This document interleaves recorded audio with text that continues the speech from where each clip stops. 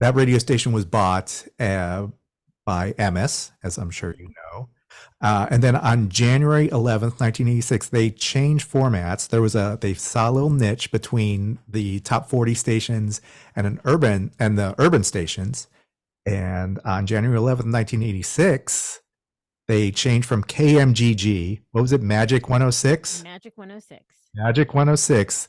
It drops its adult contemporary format and became the first ever rhythmic contemporary formatted radio station.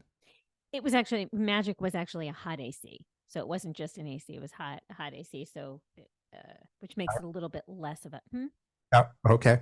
Yeah. So it was a hot AC playing, your top hits, up tempo hits. But there was nothing like Power 106 before.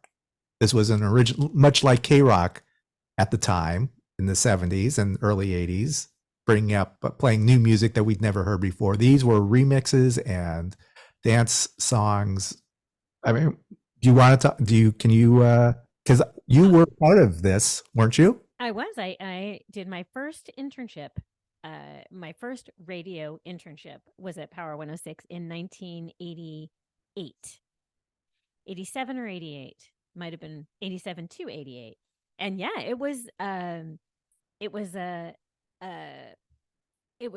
not so funky, but like, yeah, it was definitely more rhythmic. And some of the personalities, do you remember any of the personalities? It was Jeff Wyatt who hired me. Remember Jeff Wyatt? Okay. Yeah. And I worked with Brenda Ross. And then Jay Thomas came on the air a couple of years later in the morning. But there was personalities that to me are really prominent in my mind. Joe Nasty Hmm. and Joe Cervantes, the boomer Joe Cervantes. Yeah. Um, and some of the songs that I remember, and this was so we're talking 1986, but since I was there a little bit later, do you remember the song "Rumors"? Right. Yeah. Um. Oh my gosh. Yeah. And it was before, it was long before the who was the morning show. I mean, Jay Thomas. It was even before Jay Thomas came and started doing the morning drive. Um. But they bypassed Kiss FM for a little while. They bypassed everyone. They Yeah. rose up to the top. That's common though for when a station launches, when a new format launches, that's very common. Mm, Remember how long they stayed? not necessarily, but I think that's rare for format to change and then just to zoom up the ratings. Oh, Like they all do pretty well. Like remember when Pirate Radio came on in the 80s, same thing. if it's something extreme that's never been heard before and it's geared towards 20-year-old, to a younger audience, to everyone, to an Yeah. audience 25 and under, it's going and it's of that moment, it's going to rise to the top. Yeah. Yeah, so this was pure energy dance net or what, no, it was what they call themselves. It was um uh people were making the power switch.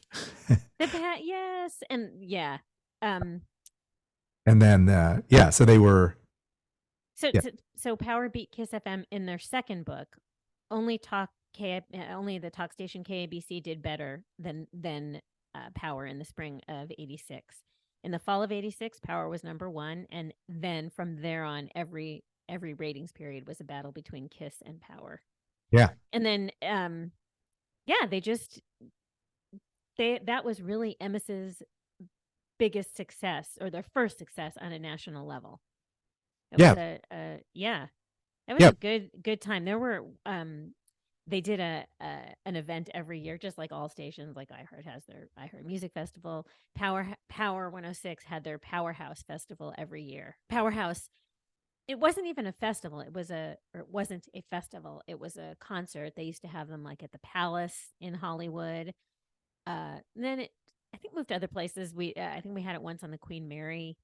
Um, yeah, it was a great time in radio overall. I think there was a lot of really healthy competition, Hmm. and it was still really interesting. But before most of the corporations moved in, the big corporations moved in and kind of streamlined everything.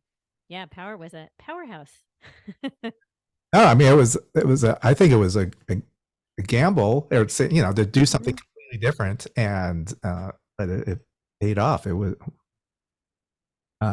really, it was kind of cool. And as you mentioned, so stations started playing more rhythmic music because Power was doing this and having tremendous success. So, and K Rock had to react to this, as any good radio station would do.